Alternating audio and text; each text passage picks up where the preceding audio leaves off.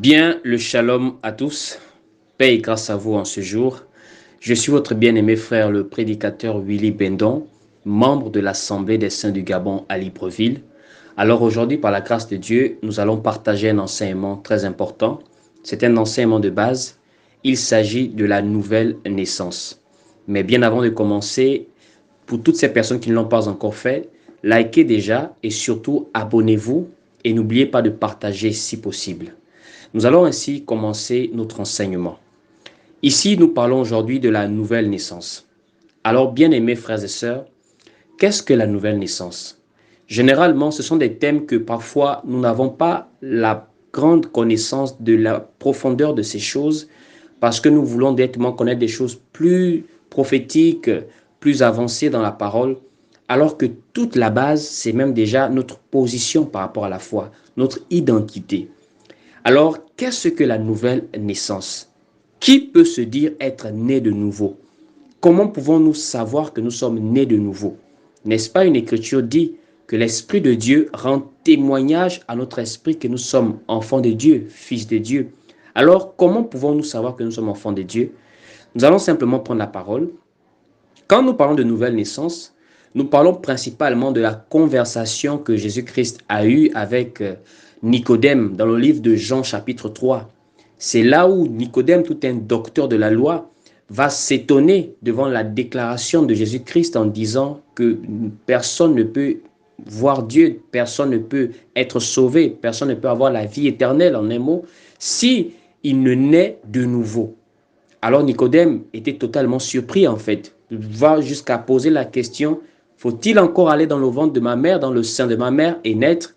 Alors le Seigneur va lui dire clairement, en fait, la nouvelle naissance, en disant naître de nouveau, c'est simplement une symbolique ou encore un symbole qui dit qu'il faut naître d'eau et d'esprit. Et nous allons lire cette conversation dans le livre de Jean, chapitre 3, à partir du verset 1er pour bien comprendre. Jean au chapitre 3, dès le verset 1er. Il est écrit ici, « Mais il y eut un homme d'entre les pharisiens nommé Nicodème, un des chefs des Juifs, qui vint, lui, auprès de Jésus de nuit et lui dit, « Rabbi, nous savons que tu es un docteur venu de Dieu, car personne ne peut faire ces miracles que tu fais si Dieu n'est avec lui. » Jésus lui répondit, « en vérité, je te le dis, si un homme ne naît de nouveau, il ne peut voir le royaume des dieux. » Nicodème lui dit, « Comment un homme peut-il naître quand il est vieux? Peut-il rentrer dans le sein de sa mère et naître? » Jésus répondit, « en vérité, je te le dis, si un homme ne naît d'eau et d'esprit, il ne peut entrer dans le royaume de Dieu. Ce qui est né de la chair est chair, et ce qui est né de l'esprit est esprit. » Alors, que pouvons-nous comprendre par naître de nouveau à base de cette déclaration du Seigneur? Naître de nouveau, il a très bien expliqué que c'est naître d'eau et d'esprit. Alors, nous allons maintenant comprendre la signification de naître d'eau et d'esprit simplement dans la seconde partie qui suit directement le chapitre 3. Nous sommes dans le chapitre 4 de l'évangile selon Jean. Alors, dans le chapitre 4 de l'évangile selon Jean, le Seigneur Jésus-Christ a une conversation avec la femme samaritaine. Une femme samaritaine. Et dans la conversation, nous allons comprendre qu'il s'agit en fait de l'eau vive. L'eau qui donne la vie, qui rejaillit jusqu'à la vie éternelle. Et le Seigneur en fait va discuter avec la femme samaritaine en lui faisant comprendre qu'il a une eau que si elle boit, elle n'aura plus jamais soif. Ainsi, nous comprenons que ce n'est pas une eau physique comme nous buvons pour pouvoir nous altérer. Non, non, non. Il s'agit en fait d'une eau spirituelle qui représente la parole de Dieu. Ainsi, nous allons par exemple lire l'évangile selon Jean au chapitre 4. Nous allons prendre dès le verset même 10. Il est écrit ici, « Jésus lui répondit, « Si tu connaissais le don de Dieu qui est celui qui te dit, donne-moi à boire, tu lui aurais toi-même demandé à boire et il t'aurait donné de l'eau vive. » Au verset 11, « Seigneur, lui dit la femme, tu n'as rien pour puiser et le puits est profond. D'où aurais-tu donc cette eau vive? » Au verset 12, « Es-tu plus grand que notre père Jacob, qui nous a donné ce puits et qui en a bu lui-même, ainsi que ses fils et ses troupeaux? Jésus lui répondit, quiconque boit de cette eau aura encore soif, mais celui qui boira de l'eau que je lui donnerai n'aurait jamais soif, et en lui une source d'eau jaillira jusqu'à dans la vie éternelle. Ainsi, le Seigneur parle très bien de l'eau vive, l'eau qui est la parole qui rejaillit jusqu'à la vie éternelle. C'est de cette eau qu'il a parlé à Nicodème dans l'évangile selon Jean au chapitre 3, où il disait, si quelqu'un ne naît d'eau et d'esprit, il ne peut entrer dans le royaume de Dieu. En fait, cette eau, c'est la parole. Et la parole, c'est celle maintenant qui fait naître de nouveau. Pourquoi? Simplement parce que quand nous naissons de nouveau, c'est parce que nous avons eu foi en quelque chose que nous avons écouté. Et le livre de Romains au chapitre 10, verset 17 nous dit, et la foi vient de ce que l'on entend, et ce que l'on entend vient de la parole de Christ. Donc en fait, cette parole de Christ représente cette eau qui nous donne une satisfaction jusqu'à la vie éternelle. Ainsi, naître de nouveau, il faut naître d'eau et d'esprit. Naître d'eau veut dire entendre la parole qui suscite en nous la foi. Je répète, naître de nouveau veut dire entendre la parole, vu que la parole, la foi vient de ce qu'on entend et ce qu'on entend vient de la parole de Christ. Ainsi, il faut avoir entendu la parole de Christ et avoir cru en cette parole pour naître de nouveau. Voici pourquoi, même au chapitre 1er de l'évangile selon Jean, il est écrit là-bas qu'au verset 11 à 12, à ceux qui l'ont reçu, qui croient en son nom, elle leur a donné, donc la parole, elle leur a donné le pouvoir de devenir enfants de Dieu. Donc pour devenir enfant de Dieu, il faut croire, c'est-à-dire il faut mettre foi en ce que nous avons écouté. Et ce que nous écoutons ou ce que nous entendons vient de la parole de Christ. Donc il y a déjà l'élément parole. Maintenant, il faut aussi naître par l'esprit. Alors, naître de l'esprit, c'est-à-dire simplement recevoir le Saint-Esprit qui nous amène à désormais être des hommes et des femmes spirituels. Pourquoi je dis cela? Simplement parce que vous allez remarquer, dans la même conversation de Jean chapitre 4, le Seigneur fait comprendre à la femme samaritaine que Dieu est esprit et il faut que ceux qui l'adorent, l'adorent en esprit et en vérité. Jean chapitre 4 au verset 24, il est écrit ici, Dieu est esprit et il faut que ceux qui l'adorent, l'adorent en esprit et en vérité. Ainsi, il faut naître d'eau, la parole, et il faut recevoir l'Esprit de Dieu. Maintenant, comment faisons-nous pour recevoir l'Esprit de Dieu? C'est en faisant l'acte de foi qui est le baptême. Quand nous écoutons la parole, c'est le fait d'écouter la parole qui nous amène à prendre l'engagement de nous baptiser. Parce que le baptême est l'engagement d'une bonne conscience à suivre le Seigneur. Voici pourquoi vous allez remarquer, toutes ces personnes qui se sont fait baptiser dans la parole, elles ont d'abord cru. À l'exemple du livre de Actes chapitre 2, nous voyons comment ceux qui se sont baptisés ont d'abord cru à la parole. Actes au chapitre 2, nous remarquons ici, Actes chapitre 2, à partir du verset d'abord 38, le Seigneur va donner maintenant la recommandation par la bouche de l'apôtre Pierre à ceux qui veulent maintenant avancer par rapport à la parole qu'ils ont écoutée. Il dit maintenant, repentez-vous et que chacun de vous soit baptisé au nom de Jésus-Christ. Pourquoi il dit repentez-vous? Parce qu'ils avaient déjà cru. Donc, ils ont entendu la parole et ils ont maintenant voulu faire l'acte de foi. Donc, après avoir entendu la parole, le fait que nous avons foi, la foi se manifeste par les œuvres et le premier acte de foi, c'est le baptême. Parce qu'il dit au verset 37, les personnes qui écoutent la parole, elles disent, après avoir entendu ce discours, ils eurent le cœur vivement touché et ils dirent à Pierre et aux autres apôtres, hommes, frères, que ferons-nous? Donc, pour naître de nouveau, il faut d'abord croire. Il faut d'abord mettre foi en la parole et cette foi se manifeste par la première recommandation du Seigneur, croyez et soyez baptisés. Ainsi, lorsqu'ils ont été baptisés maintenant, c'est après maintenant le baptême qu'on voit comment ils sont intégrés à l'Église. Et pour recevoir le Saint-Esprit, on leur impose les mains. Par exemple, au livre de Actes chapitre 19, nous voyons comment l'apôtre Paul a baptisé des personnes et après avoir baptisé, il a imposé les mains et ils ont reçu le Saint-Esprit. Parce que ces personnes avaient déjà été baptisées, mais n'avaient pas encore l'Esprit de Dieu et n'avaient même pas entendu dire qu'il y a un Saint-Esprit. Ainsi, Paul a d'abord baptisé par rapport au baptême qui était maintenant d'actualité. C'était maintenant le baptême au nom de Jésus-Christ et au nom du Seigneur Jésus. Et après, maintenant, il leur a imposé les mains. Donc, on croit la parole, on est de cette parole, c'est ce qu'on appelle le baptême par l'eau. On a cru et on s'est fait baptiser. Et ensuite, maintenant, nous sommes l'objet d'une prière de ceux qui nous baptisent. On nous impose les mains et nous recevons l'Esprit Saint de Dieu.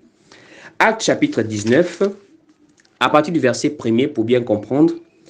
Pendant qu'Apollos était à Corinthe, Paul, après avoir parcouru les hautes provinces de l'Asie, arriva à Éphèse. Ayant rencontré quelques disciples, il leur dit: « Avez-vous reçu le Saint-Esprit quand vous avez cru ?» Ils lui répondirent: « Nous n'avons pas même entendu dire qu'il y ait un Saint-Esprit. » Il dit: « De quel baptême avez-vous donc été baptisés ?» Et ils répondirent: « Du baptême de Jean. » Alors Paul dit: « Jean a baptisé du baptême de repentance, disant au peuple de croire en celui qui venait après lui, c'est-à-dire en Jésus. » Sur ces paroles, ils furent baptisés au nom de Jésus, au nom du Seigneur Jésus. Lorsque Paul leur eut imposé les mains, le Saint-Esprit vint sur eux et ils parlaient en langue et prophétisaient.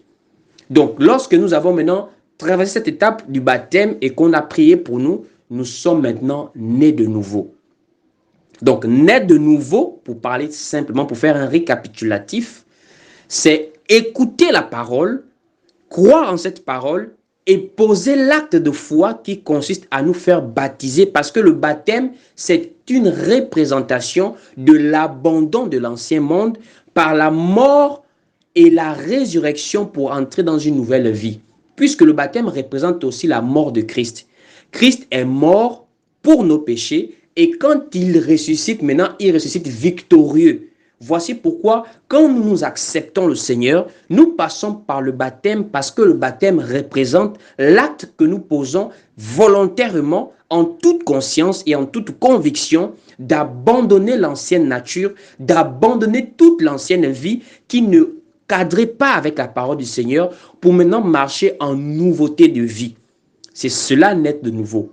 Voici pourquoi l'apôtre Paul explique cela par rapport au vieil homme. Il parle par exemple dans Romains et dans Colossiens qu'il y a ce qu'on appelle l'ensevelissement. Ça veut dire que nous avons été enterrés, nous sommes morts par rapport au vieil homme. Ça veut dire l'homme qui marchait avec ses désirs. C'est-à-dire en nous, autrefois, nous marchons selon les désirs de la chair, selon les passions de nos cœurs, de nos pensées. Nous vivions comme nous voulions.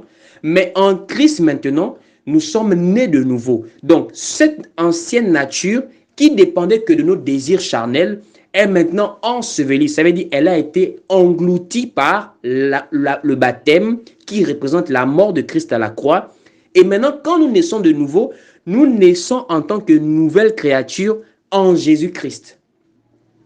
Et nous allons lire le livre de Colossiens, chapitre 3, pour très rapidement comprendre ça.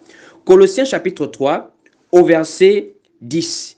Il est écrit ici: « Et ayant revêtu l'homme nouveau, qui se renouvelle dans la connaissance selon l'image de celui qui l'a créé. » En fait, ici, nous voyons qu'il y a une création nouvelle. Voici pourquoi le livre de 2 Corinthiens nous enseigne qu'en Christ, nous sommes une nouvelle créature. Les choses anciennes sont passées et voici, toutes choses sont devenues nouvelles. Parce qu'en Christ, c'est une nouvelle création. Nous sommes créés en Jésus-Christ, mais spirituellement. Et même le livre d'Éphésiens en parle. Éphésiens, chapitre 2, au verset 10. Il est écrit ici: « Car nous sommes son ouvrage, ayant été créés en Jésus-Christ, pour de bonnes œuvres que Dieu a prédestinées d'avance afin que nous les pratiquions. » Nouvelle naissance. Et même l'apôtre Paul explique cela encore dans le livre de Romains chapitre 6 au verset 4. Nous voyons très bien la partie où il parle de nouveauté de vie. Romains chapitre 6 au verset 4, il est écrit ici, « Nous avons donc été ensevelis. » Il dit bien, nous avons donc été ensevelis par le baptême. Il dit ici, nous avons donc été ensevelis avec lui par le baptême en sa mort. Donc le baptême représente le fait que nous avons été ensevelis. Et la suite du verset dit, afin que, comme Christ est ressuscité des morts par la gloire du Père, de même nous aussi, nous marchions en nouveauté de vie. Donc le fait que nous sommes en Christ, nous sommes passés par une mort. Mais la mort, ce n'est pas que c'est la chair qui est morte. Comme Nicodème pouvait demander à Jésus, est-ce qu'il faut encore que j'aille dans le sein de ma mère? Non, non, non. Naître de nouveau veut dire, spirituellement, il y a eu une conversion. Conversion veut dire la chose est complètement différente. C'est comme une métamorphose. Nous ne sommes plus la même personne. Ainsi, celui qui marchait avec les réactions impulsives charnelles, la colère, le mensonge, les plaisirs, les vices, il a abandonné tout cela. C'est vraiment comme assujettir la chair, crucifier la chair pour maintenant marcher par l'esprit. Et cela se manifeste par des fruits. Voici pourquoi Jean-Baptiste pouvait dire quelque chose de très important. Jean-Baptiste pouvait dire aux pharisiens de produire du fruit digne de la repentance, bien-aimés frères et sœurs. Jean-Baptiste l'a dit aux pharisiens, que produisez donc du fruit digne de la repentance. Alors pourquoi pouvait-il le dire? Simplement parce qu'en fait, quand nous sommes enfants de Dieu, nous devons produire du fruit. Un enfant de Dieu, c'est quelqu'un qui produit du fruit digne de la repentance. Nous allons nous reconnaître par rapport à nos fruits. Quelqu'un qui dit qu'il est enfant de Dieu ne peut pas produire des fruits ou encore avoir des attitudes de quelqu'un qui n'est pas né de nouveau. Ce n'est pas possible. Alors regardons par exemple certains passages tels que le livre de Luc chapitre 3 au verset 10.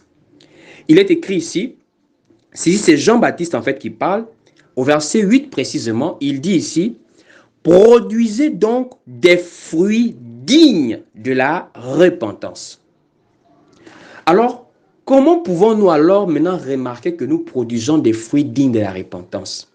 C'est maintenant l'apôtre Paul qui va révéler cela dans le livre de Galates chapitre 5, en nous expliquant déjà à la base qu'en réalité, en tant qu'enfants de Dieu, nous sommes soumis à deux forces qui imposent leur volonté dans nos vies.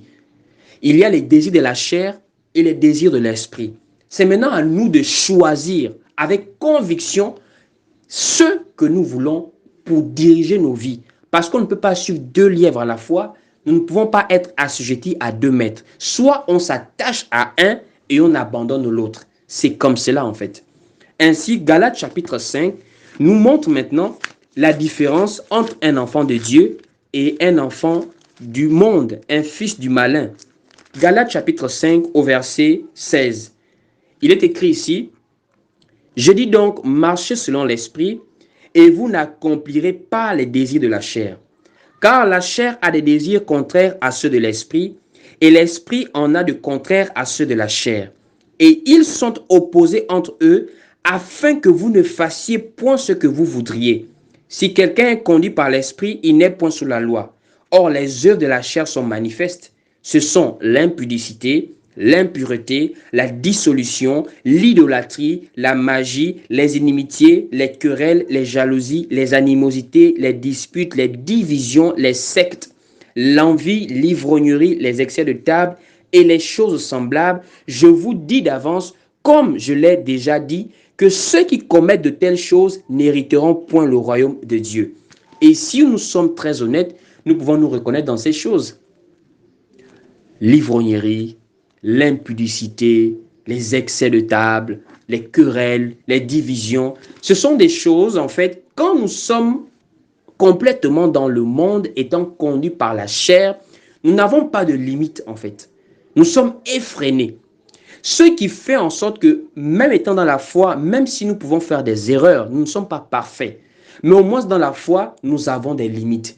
Nous avons la conscience qui nous culpabilise par rapport à un acte qui est anti-parole de Dieu et nous nous repentons. Donc en fait, l'Esprit de Dieu fait en nous un travail de nous ramener dans la voie du Seigneur quand nous voulons nous égarer par rapport à la chair. Mais dans le monde, nous n'avions pas cela. Nous n'avions pas de culpabilité. Nous vivions complètement dans la normalité du péché, en fait. Donc maintenant, dans la foi, nous comprenons maintenant que toutes ces choses sont des choses charnelles et nous décidons maintenant de marcher par l'esprit. Et quelles sont maintenant les vertus qui se retrouvent dans le fruit de l'esprit? C'est ce maintenant que nous venons lire au verset 22 de Galates chapitre 5. Il est écrit ici, mais le fruit de l'esprit, c'est l'amour, la joie, la paix, la patience, la bonté, la bénignité, la fidélité, la douceur, la tempérance. Vous voyez un peu ces choses? Ce sont des choses qui manifestent aussi la présence de Dieu dans nos vies. L'amour, la joie, la paix, la fidélité, la patience, la tempérance en fait. Bien que ce n'est pas facile de vivre dans la foi étant sur terre aujourd'hui, avec tout ce que nous remarquons, comment les prophéties ne font que s'accomplir, comment les temps sont devenus difficiles, comment les hommes vivent dans le désordre, il y a tellement de choses compliquées, mais bien aimés frères et sœurs, en tant qu'enfants de Dieu, nous sommes la lumière du monde. Et étant lumière du monde, nous devons faire l'effort de briller par notre conduite. N'est-ce pas l'apôtre Pierre pouvait dire, ayez au milieu des païens une bonne conduite. Nous devons être de ceux qui représentent le royaume des cieux sur la terre, le royaume de Dieu sur la terre. Lorsque les hommes ne connaissent plus ce qu'on appelle l'amour, lorsque les hommes ne connaissent plus ce qu'on appelle le partage, lorsque les hommes ne connaissent plus ce qu'on appelle la miséricorde, le pardon, ils doivent retrouver ça chez les enfants de Dieu. Voici pourquoi on a appelé les disciples chrétiens, parce qu'on remarquait que les enseignements de Christ et leur vie étaient en fait un. En réalité, bien aimés frères et sœurs, être en Christ, ce n'est pas une religion. La religion, c'est un ensemble d'habitudes. La religion selon les hommes, parce que nous avons la religion qui nous est expliquée selon l'apôtre Jacques, qui est même un ensemble des œuvres. Cela consiste à aider et assister les veuves et les orphelins dans leur affliction. Ça veut dire à faire du bien, à poser des actes de foi, d'amour envers son prochain.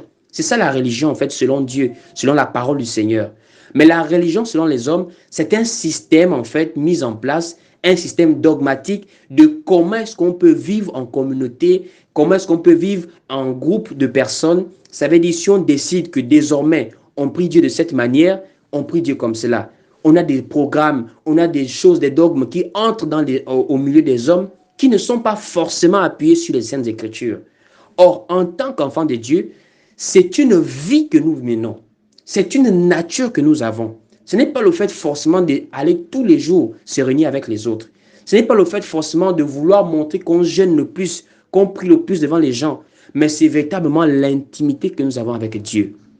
La nature d'amour que nous manifestons, la nature de miséricorde que nous manifestons, la bonté envers les autres, la fidélité, la tempérance, la douceur pour se supporter les uns les autres. C'est cela un enfant de Dieu. Un enfant de Dieu, ce n'est pas tant quelqu'un qui, aux yeux des gens, a un témoignage par rapport au fait qu'il sert beaucoup à l'assemblée devant les gens. Par rapport au fait qu'on voit vraiment qu'il prie beaucoup devant les gens. Non, c'est quelqu'un qui a une nature, qui a véritablement une intimité avec Dieu. C'est quelqu'un qui a véritablement une nature en fait d'enfant de Dieu, qu'il vit en fait partout où il est. Il n'y a pas des endroits seulement où il est chrétien, d'autres endroits où il n'est pas chrétien. Il est enfant de Dieu partout. Il représente le royaume partout où il est. Il est ambassadeur de Christ sur la terre. Et spirituellement, c'est une flamme de feu. C'est une lumière qui éclaire. C'est la présence de Dieu qui se manifeste par sa vie, par ses paroles, par ses actes, par ses attitudes. Et nous devons tous faire l'effort, bien-aimés frères et sœurs, à manifester cette nature de Christ chaque jour, aussi longtemps que nous sommes encore sur la terre. Que Dieu vous bénisse. Nous sommes arrivés au terme de nos moments d'enseignement. Nous faisons l'effort désormais d'être sur des émissions comme ça ou encore des vidéos préenregistrées afin de pouvoir enseigner dans le calme, dans de bonnes conditions et de faire de très bons montages qui vous permettent de regarder également avec une meilleure qualité de la vidéo.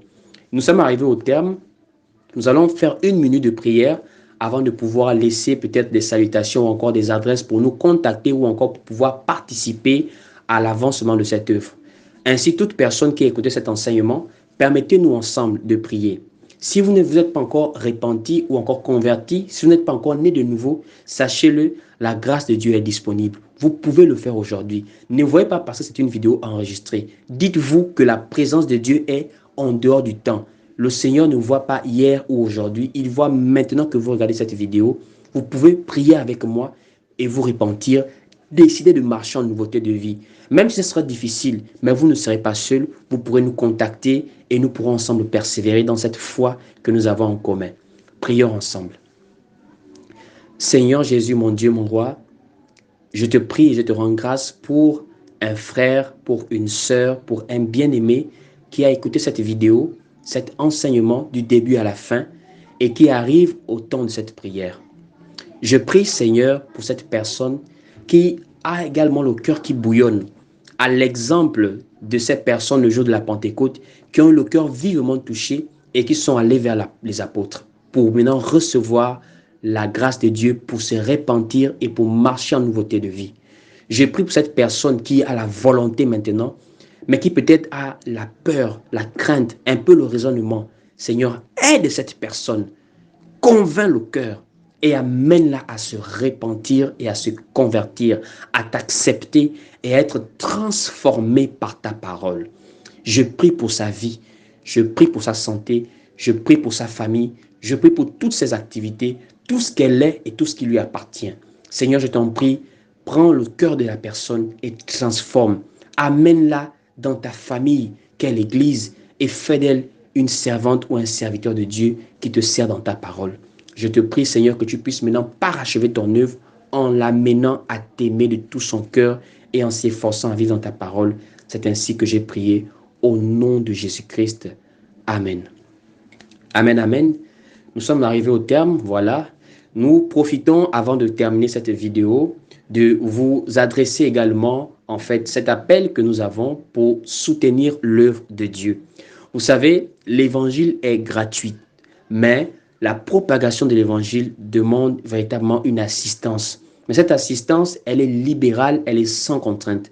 Voici pourquoi, si l'enseignement vous a touché, vous pouvez également participer en soutenant. Ne voyez pas en fait la petite somme. N'attendez pas à avoir beaucoup. Le peu que vous avez déjà peut déjà soutenir. Nous avons un numéro qui accompagne souvent nos vidéos et ce numéro va s'afficher également sur le bas de votre écran. Mais je peux le donner également. C'est le plus 241 74 31 70 87. Vous pouvez également nous contacter sur nos différents réseaux. Vous allez sur Facebook, sur la page Willy Bendon et vous nous écrivez sur cette page. Et nous allons vous recevoir sur WhatsApp, nous allons discuter avec vous et vous allez voir comment pouvez-vous nous soutenir. Et si également vous nous regardez et que vous voulez vous rapprocher de nous pour communier avec nous en face, en assemblée, vous pouvez également venir en inbox par nos réseaux, par nos comptes, par notre numéro WhatsApp et nous allons partager la parole, nous allons persévérer ensemble avec vous.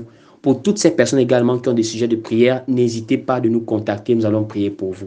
Que Dieu vous bénisse. Restez massivement connectés et on se voit au prochain numéro ou encore au prochain enseignement. Shalom, shalom, paix et grâce à vous.